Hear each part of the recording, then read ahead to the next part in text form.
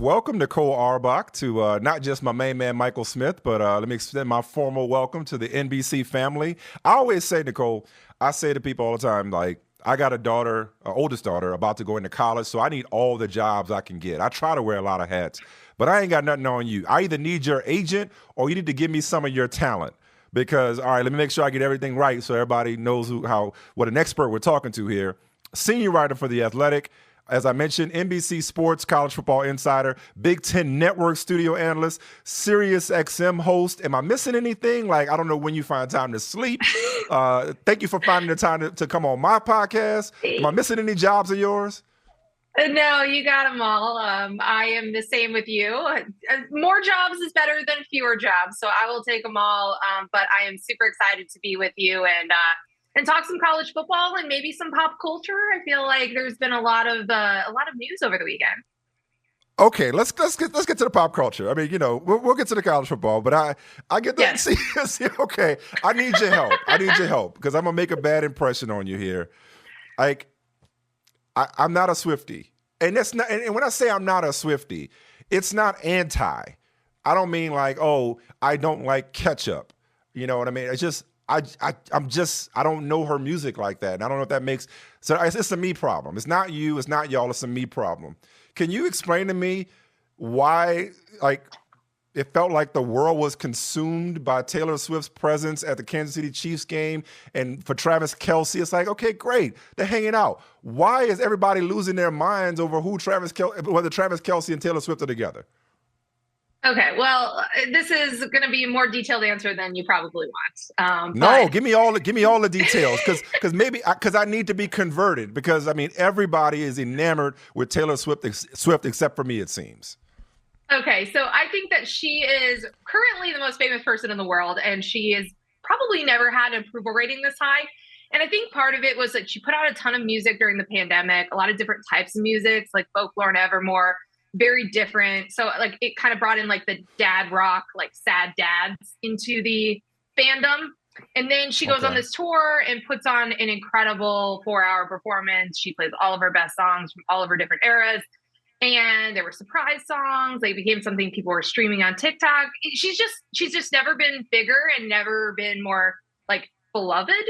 And so whenever she goes through breakup, like the Swifties are always on the case. They're looking for who did her wrong, how it happened, how it unfolded, and then who she might date next. And I think like this has just really captivated people because it's so against type for her and for him. And she's never dated an athlete. She has also been dating these like British actor types a lot lately. And I just think people are invested in this and that it's playing out so publicly. And we're like parsing Jason Kelce interviews. I think like it's just been kind of like a game and it's been fun. And it's fun to get to see her like, I don't know. She was clearly having like cranberry vodka at a Chiefs game with Travis Kelce's mom. Like that was it was enjoyable to consume and to watch. And I don't know if they're going to actually date or anything, but it's been fun to just sort of like watch her have a little fun with this and lean into it. When you put it that way, because if you're a fan of somebody, it kind of gives you something of a window into who they are and maybe, what can we relate to? So, because, a light bulb went off for me when you said it's against her type, because it's like, well, now I'm curious, like, well, Travis Kelce, like, I thought I knew Travis Kelce, but what is it about Travis Kelce? And I don't mean this in a disrespectful way. I mean this in a curious way. Like, how'd you pull Taylor Swift? Conversely, Taylor Swift, what is it about you where you're like, oh, I'm into Travis Kelce, so I guess there is, the chemistry. What is the chemistry here? And what does it say about two people who we think we know a lot about? I would like to know more about you, Nicole, and how you came to be a Swiftie in the first place. The Swiftiedom is very gradual. I don't consider myself like the world's best person about pop culture and celebrities and music, but this is one corner that I have dove into because, like we work in sports, right? And it's like you need to have something that is not sports to be a break from our jobs, and everyone else uses sports and entertainment as their hobbies and their nights and weekends, and we're working. So that's kind of how that one began. But that also like got me into like the Bachelor franchise and different things that, I would say like were guilty pleasures, but then I was just kind of like very upfront about owning them. But no, I mean, it's, these jobs are a lot and they're awesome. And on great days, they don't feel like work. But I do think we need to have some of the crazy, just like very surface level things to keep ourselves entertained. If I wanted to get on Taylor Swift, like, and I'm not too old to try something new. Like, where do I start? Do I start from the beginning? How do I? Do you think I would like her music? I mean, just from what you know about me, do you think I would like her music? I think you'd have to sample a couple of different albums. Okay. I would maybe start recent and go back in time. So, like Midnight's a lot of good songs there. But I loved Folklore and Evermore. I liked her already. I liked the pop era of Taylor, like 1989 era. But Folklore and Evermore were very much like, it's like The National. It's like Gaslight Anthem. It's like those types of songs, which I think are just very easy to put on while you're cooking, while you're doing something else, like very easy to just kind of like to figure out if you're into it that way. But like part of her appeal, which I think is why it's become more broad, is that she has been a country star. She has been a pop star. She has done kind of like the, again, I keep calling it like dad rock, but I think that's where it's become more mainstream. And then like, I think a lot of NFL quarterbacks, like we saw a lot of famous people go to her shows this year because, I think it was a thing to do, but also like it was an incredible athletic feat.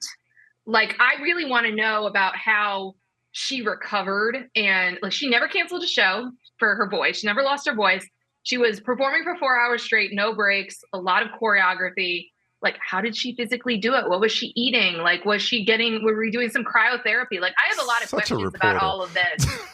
I know, but I want to know. So like, this is where like it like I upped the ante because I got very interested in all of this.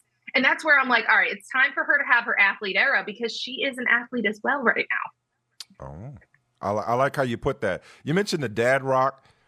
The other thing I'm noticing, just because I do know people who are into Taylor Swift and, or who have attended a concert, there feels like a lot of family bonding that's going on around Taylor Swift. Is that right? I don't want to be, I'm speaking out of ignorance for the most part, but it feels like a lot of like parents are going there with their kids and enjoying it together.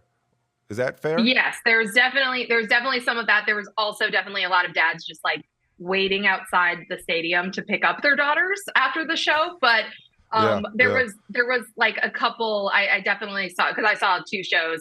A lot of people dressed up. That was part of the appeal of going to the Eras Tour. And there were some everybody's making bracelets and whatnot. Yeah. That's how Travis Kelce first, put himself out there that he wanted to give her a bracelet and get her number. But there were dads who did like, instead of "Hi, I'm the problem, it's me," they're like, "Hi, I'm the dad, it's me," wearing T-shirts to go to the show. So it was cute. It was like, it appealed to a lot of different like parts of your life. Like whenever you became a fan, or if you had, like I had a friend who took her 7-year-old kid who's super into it, right? Because there's music's for all of the generations, and it was really fun. And so I think that like that's part of why she's just such a big deal right now. And it goes to like your question right out of the gate, like what on earth is she seeing in Travis Kelce? What is like why was him shooting his shot in this way effective? Like how did it work? Yeah. Like it's just so fascinating. So like it's a human interest angle, like why him, why this? And he's also basically the first person who's dating her who realizes that they're dating Taylor Swift. And like, this is like a massive deal. And there's like a lot of hoopla, and all your friends and relatives are going to get asked about her because she's dated a lot of dudes that just kind of like are very quiet, low key, like don't really put themselves out there. So there's just like a lot of layers to this. This is why like Sunday on the internet was one of the more entertaining days in a while. Was it? Okay. All right, cool. You know what? You sold me, Nicole. You sold me. I'm gonna go try. I've never listened to a single Taylor Swift. Well, I mean, I have. I heard "Shake It Off." I've heard some of the mainstream things that okay. So I have listened to some Taylor Swift before, but I never really gotten into Taylor Swift. But now I feel like it's my duty to keep up with the times because prior to this, connection, this love connection between Taylor Swift and Travis Kelce, one would argue that the biggest story in football was Deion Sanders.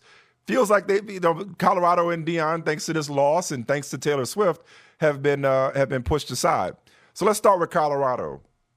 And just as a storyteller, as a reporter, because I was looking forward to. I know it was unlikely, highly unlikely. I'm not surprised that they lost to a powerhouse like Oregon on the road, but I was looking forward to the scene of a potential undefeated Colorado team and an undefeated USC and Caleb Williams. I can't imagine who would have been in attendance in that game and how that game would have been covered. But lo and behold, Dan Lanning and Oregon had different ideas. So I'll ask it to you like this, and just take this wherever you want to go.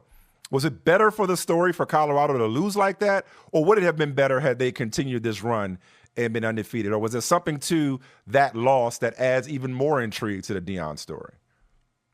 It's a really good question because, like, my instinct is to say them staying undefeated and staying the biggest story in sports. It was so far beyond sports too. Like, this was a story that was on Good Morning America, not just ESPN, right? So there was, like, when you have 8 million people watching a game at 2 a.m. and normally maybe a million people are watching those Pac-12 after dark games, like, clearly something else is at stake. So I think staying undefeated, continuing to just kind of like defy the odds and contend in the Pac-12 would have been the bigger story. And certainly beating an Oregon team that is built to contend for the college football playoff. But I'm super interested in seeing how Deion Sanders responds to this. Like, he has never really gone through this as a head football coach, because at Jackson State, they won all the time. They had the more talented rosters, and it was super successful. And then, you go and you win your first 3 games this season. Like, this is going to be fascinating, and to get USC right after this is going to be really interesting. And I still think there's going to be a lot of hype for that game because you still got Shedeur Sanders, you still got Caleb Williams. Like, USC's defense looks as suspect as we kind of thought it might. So, like, this game does have, like, fireworks potential. And so I'm sure the celebrities will still be out on the sidelines because Colorado is still, like, the cool place to go. It's a cool sideline to be seen on. And that happened overnight too. So I don't think that's necessarily going to go away, but I do think, a little bit of the spotlight will change. But I do think there'll be a lot of people tuning in just to see what Coach Prime is like when he has his back's against the wall. He's been embarrassed. How did they respond? And that's why I asked the question that way. And I appreciate your answer, because part of me is like, okay, let's see how the energy shifts now. Both internally and externally, but also, like, I don't mean to dumb this down too much, but the haters kind of needed a win, if that makes sense. Like, it could not just be smooth sailing from day one and they're gonna go undefeated and take the college football world by storm and win a national championship. No, there needs to be ups and downs. There needs to be ebbs and flows. If Deion Sanders is the hero needs to suffer a setback. Because that's the fun part. It's like people get built up and then they get built up to such a level where people get sick of the story and they get tired of them and they take shots at them and, like, they want to see them fall. And then when they fall, now we want to see them, pick themselves back up again. So it's like the story needed a plot twist. And that plot twist was them getting smacked in the mouth by a coach for whom it was clearly personal to him. Yeah, that, I think, again, in terms of narrative, like, you can't really get much better than that pregame speech from Dan Lanning talking about, they're playing for clicks, we're playing, football. And it's such a relatable sentiment, right? Because I'm sure every single interview and every question that Dan Lanning got all last week was about Deion and about Colorado and no respect, from his perspective about his team and what he's got. He's got a Heisman Trophy contender, a quarterback, and the top of the Pac-12 is awesome. Like, there's great quarterbacks, there's great teams, great offenses, like, super compelling. And I watched interviews that he went through last week where, like, the first 8 questions were about Deion and about the comment he made about realignment this summer and how impressed he should be about Deion Sanders. And, like, all of these coaches in college football have had more traditional paths to where they are than Deion Sanders, right? And so they're looking and they're saying, this guy's gotten so much attention. And certainly this is a program that won 1 game last year. So it is an incredible achievement what he's done. And I think they're going to go bowling. And I think that is a massive, massive achievement for Colorado this season. But there are probably a lot of football coaches out there that wanted to see a better football team because, again, you look at the talent and Deion's going to get more talent for sure. But they're not there yet, right? Sure. Like, there's clearly a gap with Colorado. And so I'm sure there were a lot of football coaches that wanted Oregon to do and run up the score and do what they did to prove a point of like, we have built a championship contender and you can be a great story, but you're not going to be as good a football team as we are. And like that clearly was the message that he was trying to get across. And I get that because clearly he felt it all week, probably all for the first 3 weeks of the season.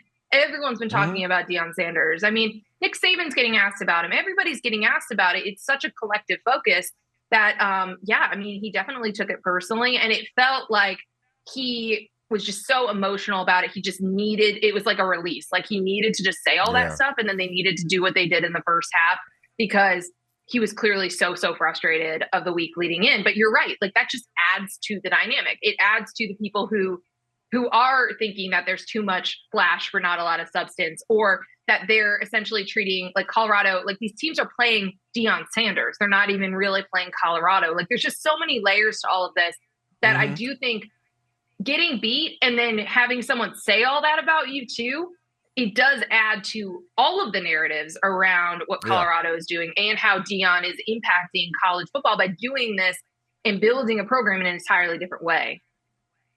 Yeah, I mean, it when you take pop culture by storm, it becomes a culture war. That's just the way our society works. So there was this culture war at play, and in a war, both sides have to suffer losses. And I feel like for the pro Colorado crowd, of which I'm a part of, my wife went on business to Boulder just last week, and you know what my kids wanted? Colorado gear. They wanted Coach Prime gear. It was all sold out, but they wanted Colorado gear. I was going to say, was it in stock even? I can't even imagine. Not the Coach Prime stuff, but the Colorado stuff was, thankfully. So my wife had to buy a whole new suitcase because she bought so much Colorado gear back. And she brought the Colorado gear back. And I'm proud of both my oldest two kids. I'm proud of them.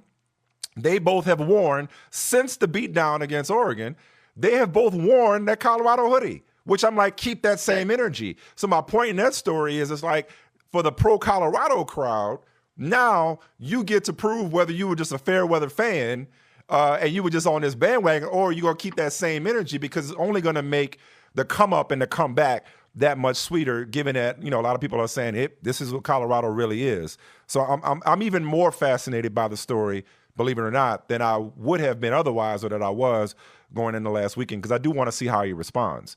All right, your top 10. Where Oregon checks in at number 10. Your top 10 on The Athletic, appointment reading. I want to start at the top, though, because, and there's a Deion connection here, I grew up a Florida State fan. I wanted to go to Florida State. I had a Florida State hat, starter jacket, T-shirts. I always wore the Florida State colors whenever I could. In the Miami-Florida State rivalry, I always took Bobby Bowden, Florida State. So it's nice to see them back on top and on top of your power rankings. Can you put into perspective the significance of ending this skid against Clemson and just how good Florida State is and can be the remainder of the season? Yeah, I really like this team. I think people have been all over the map on Clemson, right? They looked much better against Florida State than they did against Duke in week one. But so I think it was a really good win, and maybe people wanted them to just blow out Clemson, and they were thinking of how weak the offense had looked against Duke. But I liked that it was hard. I liked that it came down. They needed the scoop and score. They needed a missed field goal to get it to overtime, because that's how you have a changing of the guard. You have to go and grab it. It has to be difficult. And so Clemson's been the gold standard in the ACC and one of the gold standards in the country for a while now. And we've expected Florida State. They're one of the teams we always wonder, hey, are they back? Are they going to be back? They are back. They're back because they beat LSU the way that they beat them. They beat Clemson. They have a clear path to the college football playoff, but they have the two best wins in the country. So they're very solid. They're very talented. Yes, they've had their sluggish games. They almost blew the lead against Boston College. I get all of that, but from a program build standpoint, Mike Norvell has done an incredible job. They have taken steps forward each year, and they haven't skipped any. So, you want things to turn around quicker. Everyone would love, again, Coach Prime, the immediate spark, immediate jump and wins. But it's not always like that. And Mike Norvell had to clean up a mess. And so, they had to rebuild an offensive line. And that takes a couple of years. They had to do all of these things step by step. And then they go and they've used the transfer portal better than anybody else in the country. They have supplemented, again, the way that they're building, and that's from high school players, guys who are in the program for years, but they're supplementing them with great pickups in the portal. Like Jared Verse was just an incredible find. He was out of Albany. And then Keon Coleman, maybe the best receiver available, picks Florida State. And then he's an immediate, Biletnikoff favorite, maybe, but he's an immediate impact player for FSU. So I just like the way that they're built. They're extremely talented. They're tough. And I really like them. And so I put them number one because, you either philosophically, looking at the top of the country right now, you either believe in Georgia and Michigan, despite them not playing anybody with pulse, and you keep them at the top, or you base it all on resume because everybody else has played challenging opponents. So I based it on resume. I went with FSU just because I think those are two monster wins. I think they're going to hold up. I think Clemson's going to end up being a top 25 team. But also just like they told me a lot about the Seminoles, and I think they're going to make the college football playoff. I think they could even lose a game here between now and December and still make it. But you also said that one could make an argument for UW as a number one team in the country, and you would not argue with that. No. I mean, if you watched Washington play, and again, some of it's been like they blow out people early, or they played at like midnight last week. So maybe not everyone has seen them, but they have looked the part. They have looked like the best team in the country, basically from the very first snap of the season. And that offense is ridiculous. And it's incredibly fun to watch. So I highly recommend it if you haven't seen it yet, because you've got Michael Penix Jr. healthy, and he put up monster numbers last year, decides to come back. So you've got an NFL quarterback, and then you've got 3 NFL receivers. And they are just having fun picking apart all of these different defenses that they're going up against. I mean, they put up more yards against Michigan State than has ever been put up against Michigan State, and that program's in a rough place right now. But then they go and they put up 1 million first half points against Cal. Like, they are just unstoppable, and someone will give them more resistance, and their defense will be tested at some point because there's great offenses in the Pac-12. But it's so hard to watch that team for more than a couple of drives and not be like, wow, I think the nation is sleeping on them. They look the part. Literally it almost sleeping feels on like, well, literally sleeping on them. That's always the West Coast problem. But like, they sort of have that feel of LSU in 2019, where the offense, it just looked so easy to Burrow, and they had so many weapons. And it took a while for everyone to realize, like, okay, actually they have like all the pieces. They may just keep this up the whole season. So I'm not saying they're that team, but they look special. All right, and I'll get you out of here with this one. Your number 3 team, the Ohio State Buckeyes. Thrilling finish in South Bend. Thrilling and frustrating, depending on which side you're on. I guess, which side of that story fascinates you more? Like Ryan Day, and you talk about emotional, like probably the only person more pissed off than Dan Lanning was Ryan Day at Lou Holtz. I don't know who decided to let Lou Holtz back on television. That's another conversation. But anyway, Ryan Day going at Notre Dame, going at Lou Holtz, and the idea that his team was not tough was a sight to see. But on the flip side, like, how do you not see in the last 2 plays, not the last play, but the last 2 plays, that there are 10 men on the field when you're trying to protect the goal line? And you do not, and then you justify it by saying, I didn't want to take a penalty, as if that would have made a difference. Like, you should have 12 men, not 10, on the field in that situation. So which side of that story fascinates you more? And if the answer is both, I completely understand. Yeah, it is both. But like, I do want to start with the 10 men on the field. I mean, like, I can't believe that Marcus Freeman thought that answer would make it better, or would be something that we're saying. It makes it worse. Yeah. And there's not really much that you can say because it was 2 plays after a timeout, but 2 plays. So you didn't even realize it on the previous play. But of course you take a penalty. It's like a couple of inches. You'd rather take a penalty and have all your dudes out there than lose a game because they ran it right up the gut when you should have had a defender. Like, it's a noticeable spot. I couldn't understand how, like, none of the players even were like waving and flagging. And like, hey, somebody's supposed to be right here. Like, yeah, like it was stunning. So, I mean, I think there's just a lot of questions about that. Like, you can be a relatively new, head coach, but like, that's just inexcusable. And again, Notre Dame, like, that game was within grasp, and they should have had it, and that's a lot on the coaching staff with the way that one went down. But I do want to talk about Ryan Day too, because I feel like that emotion and the anger and the release and everything that came out in that rant about Lou Holtz, which again did not have that on my bingo card coming into the Saturday. It shows like he knew exactly what would have been written and said on Sunday if he lost that game. You know, his record against top 10 opponents and the narrative really since that first loss to Michigan, that they're not physical, that they can get run over by teams. And, you know, again, some of it's style of play. It's maybe unfair in some of their other losses in different games, but it's really about Michigan. And so I think with Notre Dame, the way that they're built, the way that they want to win games and the way that game was going, like Ohio State had to do what they had to do. They had to say, hey, we need 1 yard and this is how we're going to do it. You know, we're going to run the ball and we're going to get it that way, because it did prove something to them. And then you're going to have people say there's an asterisk and, you know, there were only 10 guys on the field, but whatever, it's still accomplished what Ohio State needed it to accomplish. So I think it's bigger for Ryan Day, but I will say too, as someone who I went to Michigan, I've lived in this rivalry. It doesn't change what happens at the end of the season. Like Jim Harbaugh could beat Notre Dame. He could beat Michigan State. Didn't matter if he lost to Ohio State. And Ryan Day will feel that too. I mean, you can't lose. You can't lose to the Wolverines 3 years in a row. So he feels good right now, and he should. That was a massive win for them and big just for the playoff implications, for the conference, for all those things. But, you know, it's going to get anxious. Things are going to get tight. Things are going to get uncomfortable again as we get towards the end of November. Well, it was massive for me to have you on, my main man, Michael Smith. Nicole, thank you so much for blessing this here podcast, taking time out of your very, very busy schedule to come talk college football, and Taylor Swift with me. I'll report back to you on my progress in my journey to becoming a Swiftie. How's that? Okay. All right. I've got a blank space that I will just leave for you to fill in with your thoughts once you get in and become a Swiftie. I know that was a reference. Just in terms of context, I know that was a reference, which will make more sense once I start listening to Taylor Swift. I just did, your delivery said that was a reference that Swifties would get. I'm on my way. Yes. I'm on my way. Thank you so much. I appreciate you.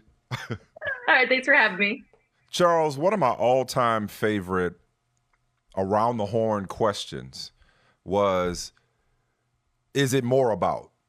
And that question usually came up from extreme results. You know, somebody gets blown out, somebody chokes, there's a comeback, you know, whatever, there's a blowout. It's like more about this team or that team, more about this person or that person. Classic more about situation between Miami and Denver, 70-20, in case you missed it somehow.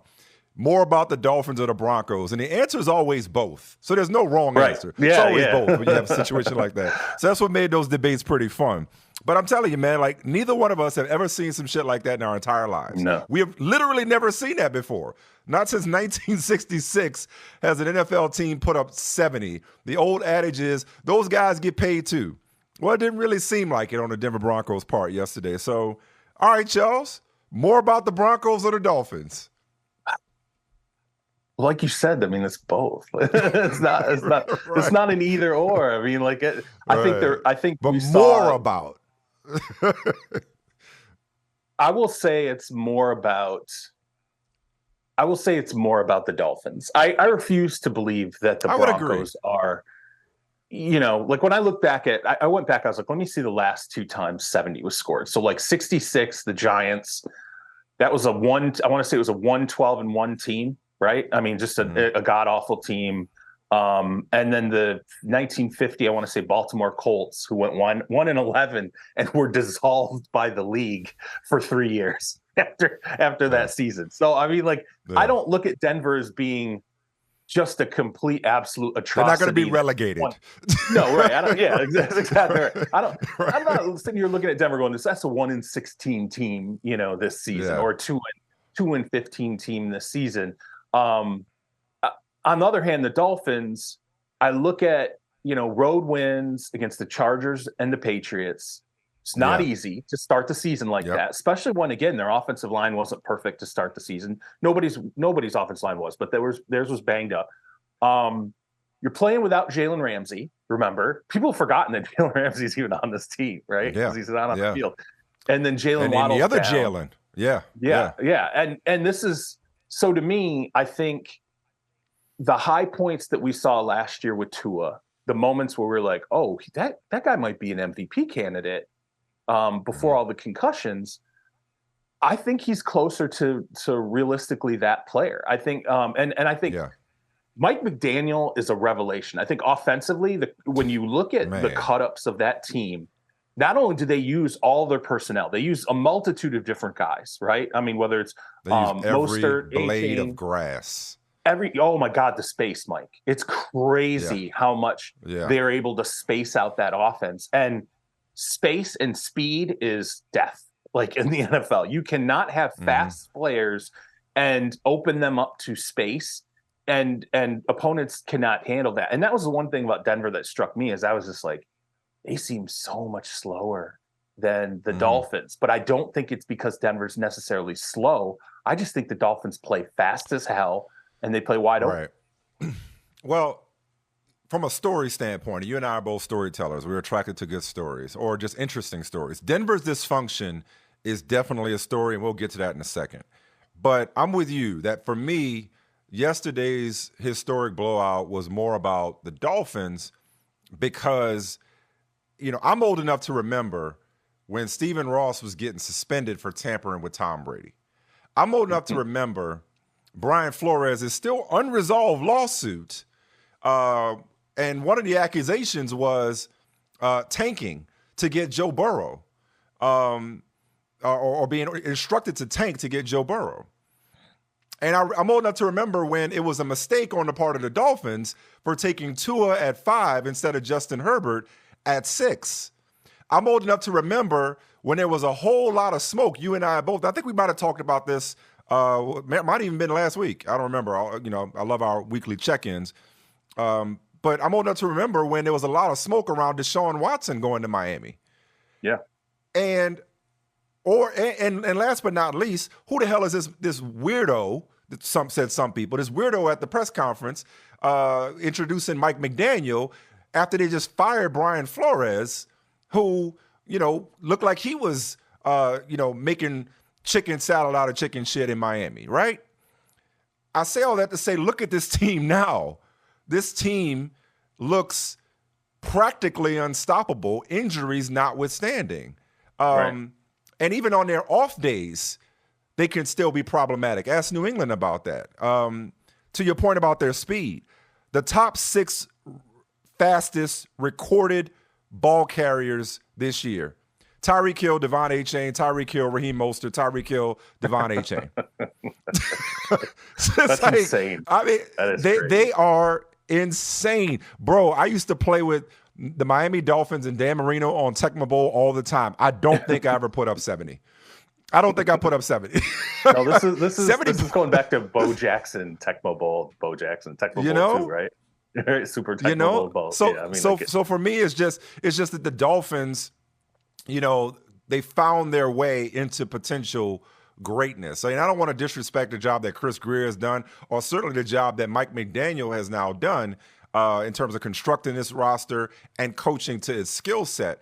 But it feels like whether it's Mike McDaniel or Tua Tagovailoa, they seem to have kind of like tripped upward or failed upward, if that makes sense. And I love it. Good for them.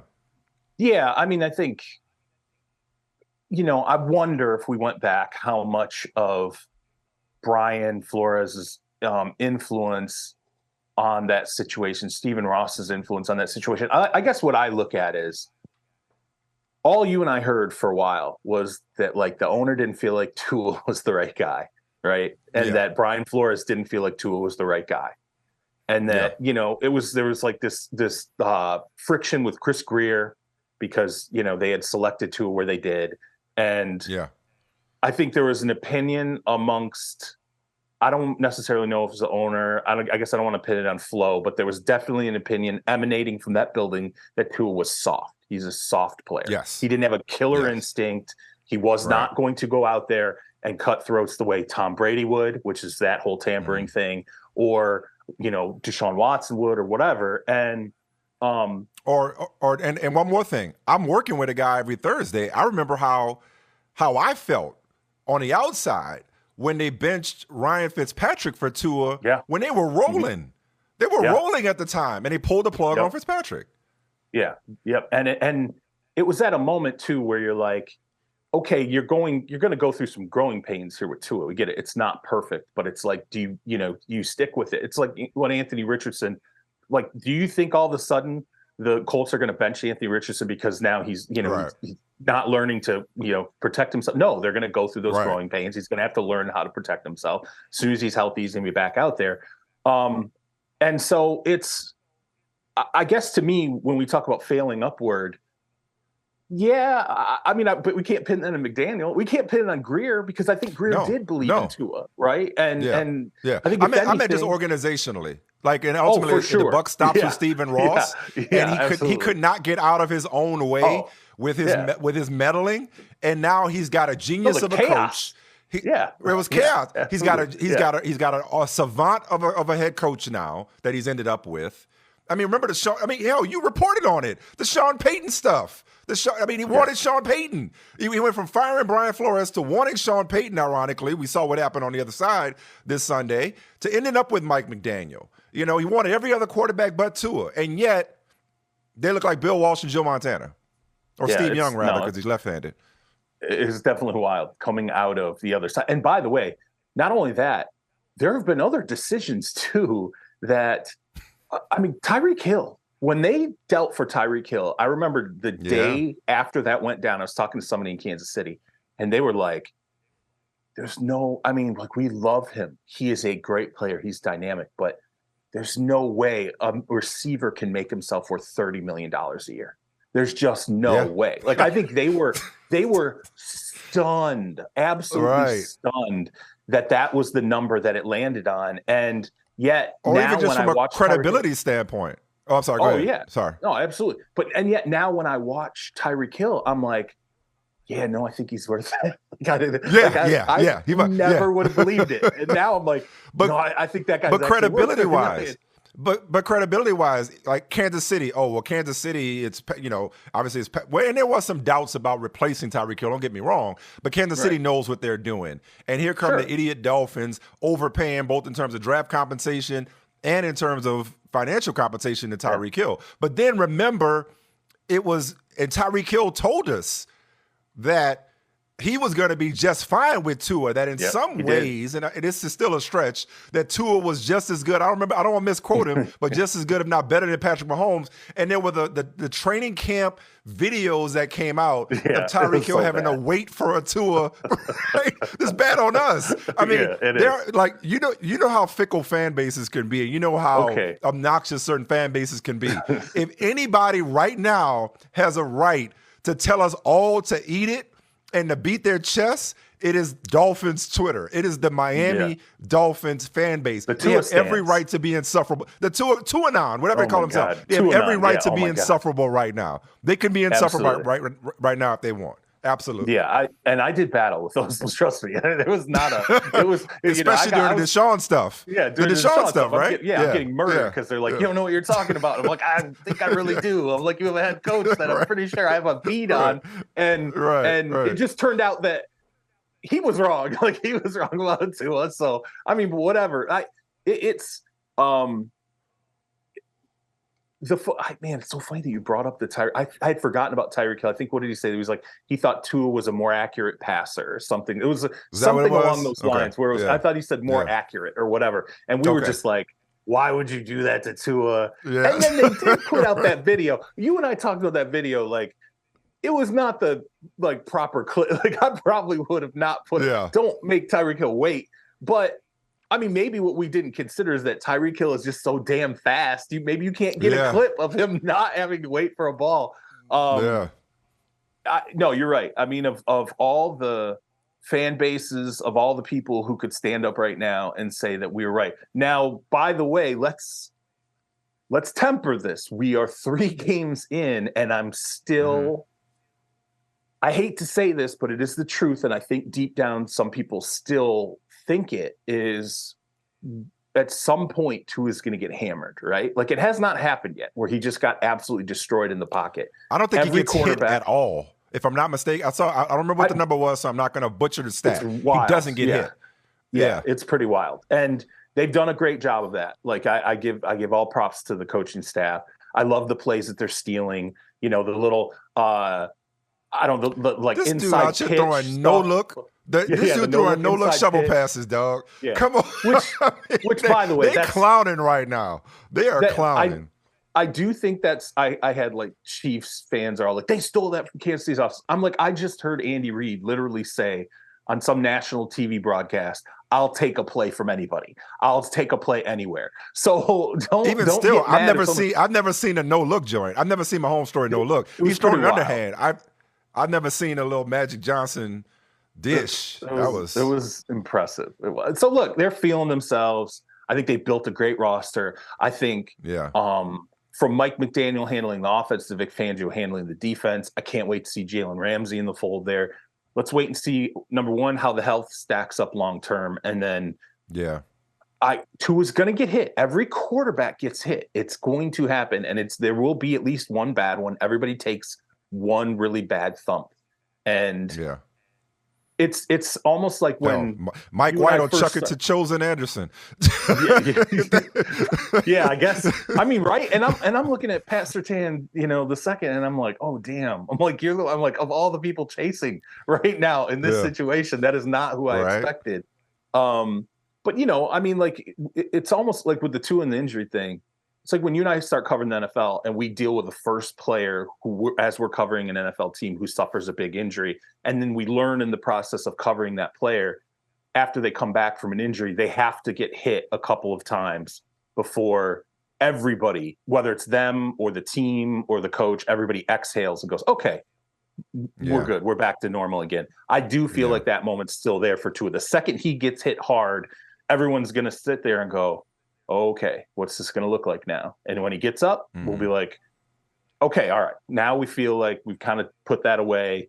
Let's move on and see where this team ultimately can go. But the speed numbers that you just gave me, I did not know that they had the top 6. That's wild. Top 6, yeah. And that's not even including Jalen Waddle, who obviously didn't play yesterday. Not only is Tua going to get hit, they're going to get punched in the mouth.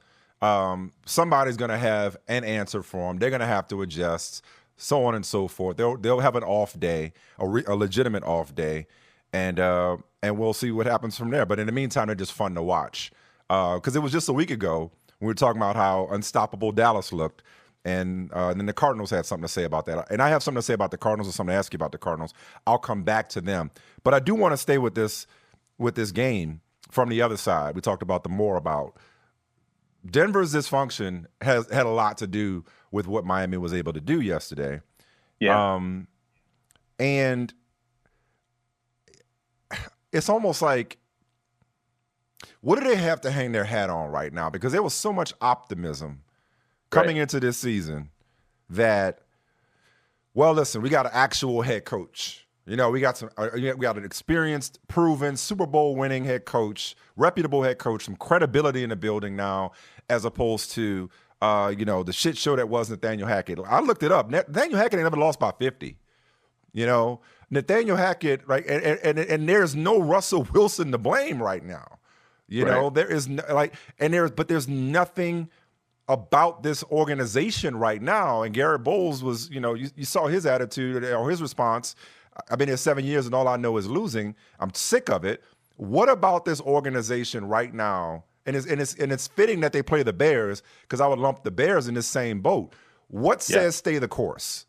What says keep going? Where's a silver lining that says other than Marvin Mims? Okay. What do they have right now to say, all right, you know what? We're there. We just gotta make a few tweaks. It feels like this organization has no direction, even with Sean Payton leading the way. Mike McCarthy's first season in Dallas. That's what I would hang my hat on. I know he can't do this, but I would point to, I'd say the owner, I would point to Dallas, and I'd say, here was Mike McCarthy's first season in Dallas. He had Mike Nolan as defensive coordinator. Did not work. Okay. You can say, like, whatever your opinion is of Mike Nolan, it was not working with the personnel, right? Either he wasn't getting them in the right stuff, or he wasn't connecting with the defensive players. They had a spate of injuries. Well, I'm saying, if you're going to pitch this to the owner, let's stay the course here. Here's a situation where there was talent on the roster. Okay, the quarterback was there. There were other pieces on the roster. There was plenty of reasons to feel good, but they ran into injuries and they ran into a situation with a defensive coordinator, which just did not work. Okay, and by the way, Cleveland had the same issue last year and the year before, and they swapped in Jim Schwartz. They tinkered with it in the offseason, and look at Cleveland's defense looks right incredible. Now. Yeah, incredible, right? So I'm saying that clearly. Sean is already. And I'm not saying they're firing Sean Payton. That's not what I'm saying. No. I'm strictly talking about the mood inside that organization, because this feels like the type of thing that leaves a mark. 70-20 feels like it leaves a mark. No, there's no question. I mean, people are going to talk about this. The focal point is going to go back through this. If they're successful, people are going to go, man, remember when it was 70-20? If they're terrible, they're going to go, man, that was the sign. We should have known.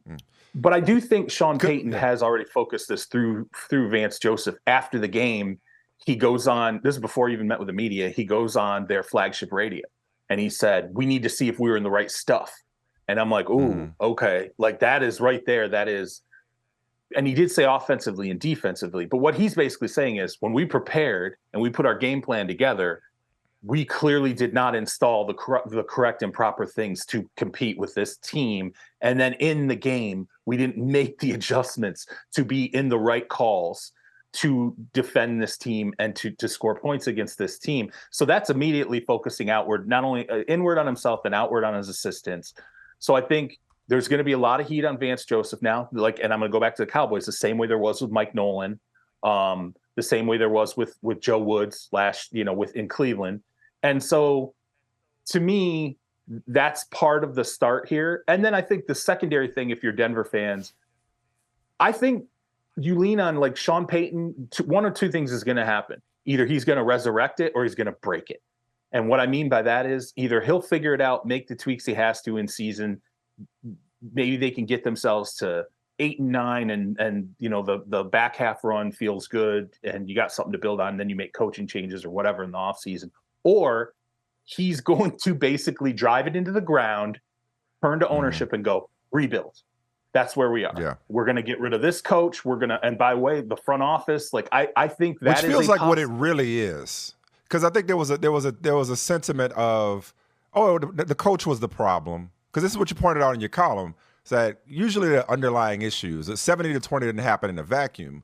So like the coach, which I agree with, it's like, it's just Nathaniel Hackett. But it's almost they almost repeated the same mistake of last year. Last year, they felt like if we're a quarterback away. And so they hire Nathaniel Hackett with an eye on Aaron Rodgers, but they get Russell Wilson. So, okay, we're a quarterback away, we get Russell Wilson. Oh, but the problem is just Nathaniel Hackett.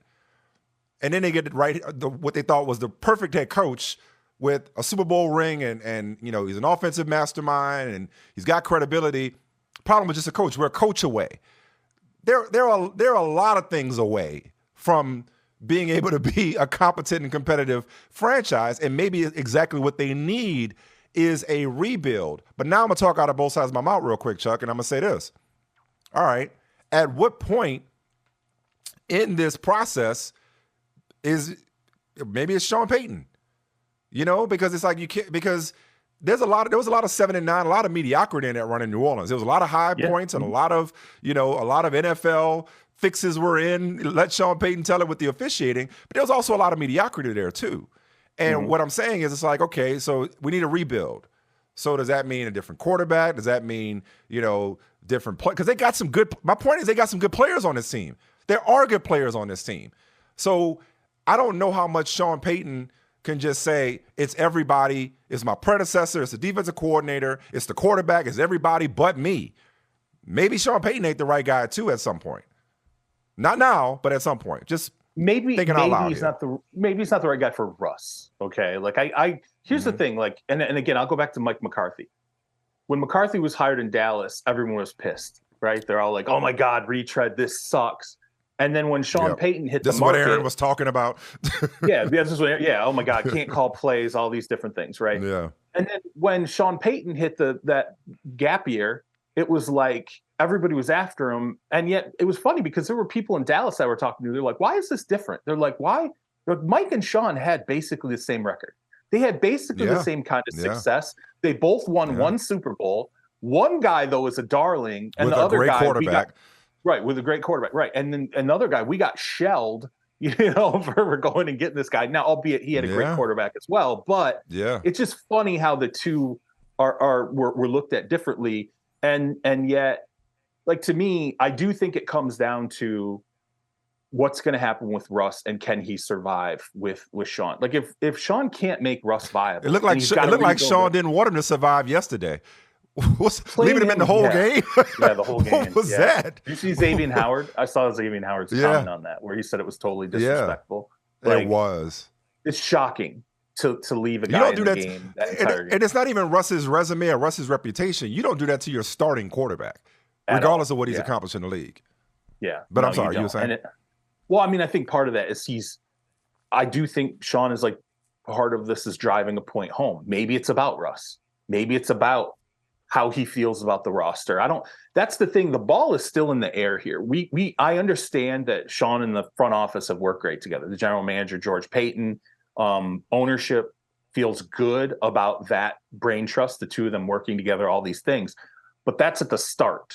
And I think everybody knows, if they're being realistic, and they will never say it publicly, but I know in those rooms when they close the door, whether it's the coaching staff or the personnel department or whatever, everybody knows this is a rental situation, this relationship right now. It is like, we're trying it out. We're sort of seeing how this all works. We're seeing how we feel about everything. Peyton and Russ.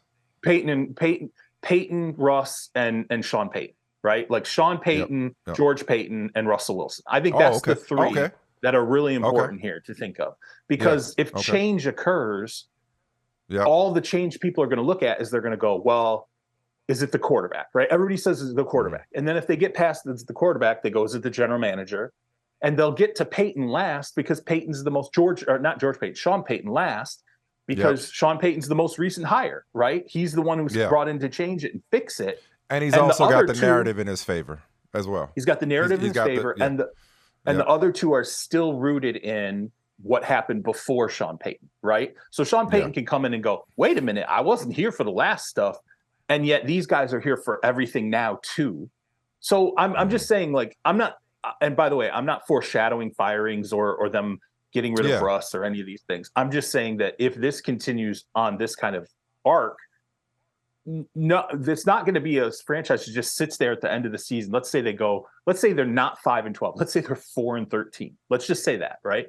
Let's say they go 4-13. So they're a loss worse than the Hackett year. Now he got fired, mid-season or early in the season, but still, if you're a loss worse than that, you've rolled backward. All of the big pillars aren't going to remain the same. Okay. I don't think all the big pillars remain the same. I will just say that. Like, it's rare that something like that occurs. So it's a mess. That's what I would say about Denver right now. It's not worked out the way that I think they had hoped. I don't think they thought necessarily it was going to be a playoff team instantly with Sean Payton, but certainly I don't think they thought 0-3 whole and absolutely getting your brakes beat off by the Miami Dolphins. So they better beat Chicago, bro. If they don't beat Chicago, you tell me. Like, then what happens? If they don't beat Chicago, that's panic, right? Oh, God. It's panic. I mean, and Chicago feeling the same thing right now. I mean, we could devote a whole show to the week that Chicago had and how bad it is there. But I do want to go to another team. We'll get to Chicago if we have time. I want to go to Once Upon a Time, their co-tenants in Chicago. We talked about video games. Back in my Madden days, which is not that far away, without fail, I would franchise the Cardinals. I would always franchise the Arizona Cardinals. They were just the easiest roster to liquidate. Not many players you want to keep. You know what I mean? You put yourself as far behind the 8 ball as possible, right?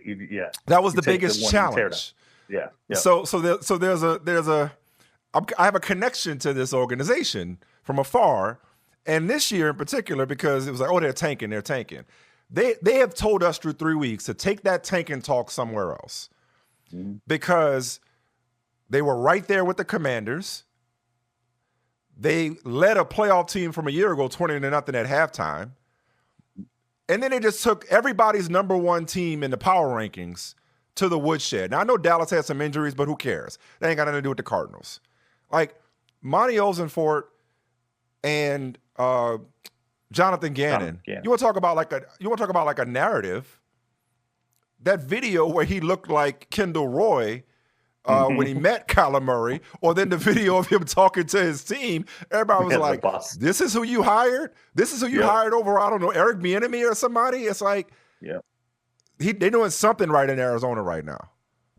Well, I think funny. They are. It depends on if you want Caleb Williams or not. But they seem to be doing something right in terms of getting him to play. That's a pretty good point, actually. Now you're like, well, maybe this is not this competing thing. Okay, look, I will say this. It was funny when the Gannon videos came out, right? Because they were awkward. And I had, there's someone, a peer of mine, we were kind of having a conversation. He was really clowning. Gannon. And I was like, look, Nick Sirianni's first press conference was a train wreck. Dan Campbell's first press conference was wild. Okay. I remember seeing video of guys and going, oh my God, this impression is terrible. But here's the thing about Gannon. When I went into that organization, this is why you do this, by the way, in training camp. You don't just go through all the great teams. You go through the teams that are expected not to be great either, because you want to see what their mentality is. So I go in and I meet with Gannon. I remember we're in the tunnel together, and he's like, hey, you want to jump on the golf cart? We're around the golf cart together. And as we're sitting there, every player coming down, they're like, as soon as he comes into view, they're like, Coach AO. They're like, every guy walking by is like, and it wasn't I've been in organizations where players walk by, they kind of do the nod and just keep going. No, it was like boisterous. It was like, hey, what's up, coach? Like all this stuff, which was a surprise to me because I had heard coming in that Monty Ostenfort, the general manager, and Jonathan Gannon, they washed out a lot of kind of the bullshit in the building, where it was like, look, we're not going to do social media breaks anymore. You're going to show up on time for meetings. There's going to be a certain strict, not militaristic sort of style here, but there's going to be expectations. You're going to have to meet them. And I remember DJ Humphries, when I was going in, DJ Humphries had kind of made this remark. I don't remember exactly what the exact quote was, but he was basically saying it's like a new day. Like, yo, this is different. And we're all sort of getting used to it. And yet when I went in there, I didn't see guys who felt like beat down. Like they all seemed to respond again. And then when I saw in the video later, I'm like, I don't know if that's necessarily accurate to how they feel about this guy. If anything, he reminded me a little bit of when Mike Tomlin started with the Steelers, where it was like, I would see Tomlin walk through the locker room, the energy, the respect that guys had for him.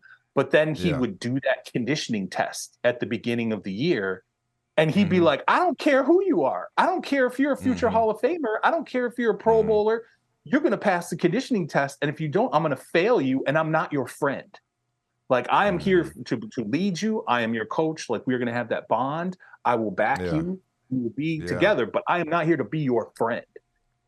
Gannon, I feel like, has a little bit of that, which was interesting to me. And I thought after that game, after the win over the Cowboys, it was interesting to see them dump water on him on the sidelines, which I think he was actually a little pissed about. Like, I think he was, he's like, okay, my guys, but I don't think he wants that to be like, hey, okay, we beat the Cowboys, we won a game, that we're not celebrating like that. Like, this has to be a standard here. We're not going to be acting like we just won the Super Bowl because we beat the Cowboys. So there is a mentality in that building. And I knew when they traded Isaiah Simmons, right? And everyone said, oh my God, they fire sailed him. Why would you do that? I knew when I went in, the amount of roster turnover they had, and that was a guy where it was like, they're like, we probably need him to play linebacker. But he doesn't want to play this certain position. We're watching him. He knows what we expect him to bring to the table. And we're seeing him not playing 100% in the preseason. We're seeing him not put hits on that he should be putting on. And I knew going in, I was like, yo, this guy's on the trade block. Like they didn't pick up his fifth year option. He's definitely on the trade block. And I think part of it was sending a signal to the rest of the team. Hey, he's a high draft pick. Hey, people think he can still be that guy he was coming out of Clemson. It's a new day. We ain't playing that, right? We're not going to do that. Exactly what you said. It's a new day. We will deal him. We will get him out of here because we want to change what the culture is here. So I think there's something there. I think the fact they fought all three games and they beat the Cowboys, it's not the cash it out team that everybody thought. Well, it's certainly going to be interesting to see what happens because we know everything we've heard about Kyler Murray. and his approach and how he's regarded or rather not regarded in that locker room and that organization, his work habits or lack thereof. It'll be interesting to see what happens when he comes back. Joshua Dobbs, shout out to him for the job he's doing. You know, they got him at the last minute. And what I love about the Cardinals most, Charles, is they are built similar to your dynasty team as far as being loaded for bear for the 24 draft. Although that Texans pick that they owned in the first round it might not be doesn't look like it's going to be – it might not be so good because they got one in C.J. Stroud. Looks like they got one. But I want to get you – we got a couple minutes left before I got to get you out of here. I want to hit a few things real quick. And I certainly can't summarize it quickly, but we'll try. Put it to you like this. Lo and behold, the Bears are going to be in the Caleb Williams sweepstakes pretty soon, the way this is headed. Yep. Oh, I mean, are we questioning yeah, that? No, yeah. I don't think I thought we'd already arrived at that. Sorry. I'm literally sitting there in silence looking at you I know. I'm wondering, no, I mean, is Fields really this bad, or is he or I guess maybe he's not this bad. Is he being ruined right before our eyes? Maybe that's the better way to put it. What I didn't like, so I covered the season opener there between the Packers and the Bears. And what I didn't like, and when I talked to people externally about what they saw in that game, was that he was not running. Like he wasn't. He had turned into. He went Charles, from I think being. I think he's the greatest running quarterback I've ever seen. I know we got Lamar Jackson based Michael on last Vick. season. Based on last season, nobody's been that fast, that elusive, and that big.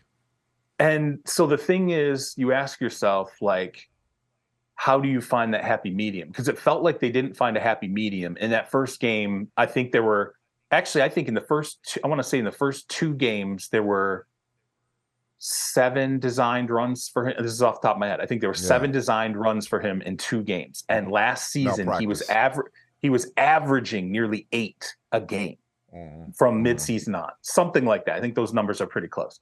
And so to me, you're like, wow, you're definitely taking that element out of his game. You know, you got Luke Getsy's the offensive coordinator there. He's supposed to figure it out. I don't know that it's working. And for him to come out and say, I feel robotic.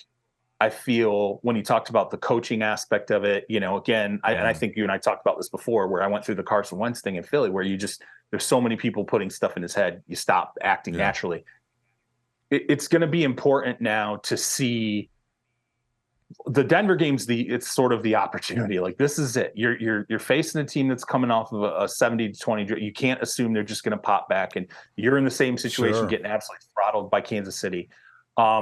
But I don't think there's any question. If you're the front office and you're looking at Justin Fields and what you want to accomplish, I will say this in their favor, and including the coaching staff. You had an opportunity to take quarterback 1 this year, right? But instead, what you did was you said, you know what? No, we're going to trade back. Okay. And we're going to add assets around our guy. We're going to build around him. We're going to give him the opportunity. We're sticking with him. We're going to give him the opportunity to blossom into this player. Now, is the coaching wrong? Could be, right? Or, and I don't know if we know this yet about Fields, is there an element of his game where you have to devote half the offense to, hey man, just go make something? You know, you don't really want to do that in the NFL. You don't want Johnny Manziel at Texas A&M and say, just go make something happen, you know, and be that player. But it does feel like there needs to be more of a balance there that is not existing. Doesn't help the offensive line's terrible. You know, it's, man. It was not easy to get through that one fast. No, that's okay. Matt Abrams was 3-17 and 13 straight losses now. All right, so I'll get out. We'll get out on this. We started with I'm gonna ask you to take your pick, because there's so many things we can get to, but I got to get to this one with you before I let you go. Take your pick. Worst decision: Brandon Staley or Josh McDaniel? At least Brandon Staley was on brand. Yeah. I will give him that. But I've still never seen anything like that. I think it's McDaniel because he made it twice. He did it twice. Yeah. Like the first field goal, I'm sitting there going. He got bailed out, yeah. Well, sort of. I mean, kind of. Like, you sit there and you're like, okay, first field goal shot. like we're like, I'm sitting there, I'm watching, I'm like, this doesn't make any sense to me. Like, you just go for the touchdown now, like with the time, whatever. Yeah. And then when the leverage call happens, what was crazy about it was it actually played totally in the Steelers. All it did was run off more time. All they did was run off more time for the same field goal, right? Yeah. And so you're sitting there, you're like, the second time, the point I made on Twitter was, when you're doing the analytics, you're playing all of the games in your head. When they're sitting there facing fourth down the second time, you have to factor in that you just wasted a bunch of time after you made the decision. So after making that decision the first time, it should augment your decision the second time, because now there's less time on the clock. It's not the same field goal decision as it was before. Right. And Josh is like, yeah, I'm going to do it anyway. I mean, it just. But the problem with both of them is neither one of them was analytics. They're both common sense. You know what I'm saying? You're up 4 at your own 24. You punt the damn ball. They need a touchdown. Make them drive farther for a touchdown. You punt the damn ball. I don't give a damn about your brand and how aggressive you are and how much you believe in your team. Yeah, believe in your defense, but also help them do their job by punting the freaking ball. That's one. In the Josh McDaniels part, it's like, bruh, if you go for it and you don't get it, you need a touchdown and a 2-point conversion. If you kick a field goal, you still need the same damn touchdown, except to your point, Charles, with less time. We are out of time. I appreciate you, brother. Thank you for emptying that gargantuan notebook of yours. Charles Robinson, Yahoo Sports, your pod to win the game. I love Mondays. I love spending my Mondays with you, man. Thank you so much. I appreciate you. Thanks for having me, man. Hey, thanks so much for kicking it with your main man, Michael Smith. Be sure to subscribe to this YouTube channel, but also subscribe to the podcast wherever you get your podcasts. Rate it, review it, tell your friends about it. Oh, and be sure to follow me on social media.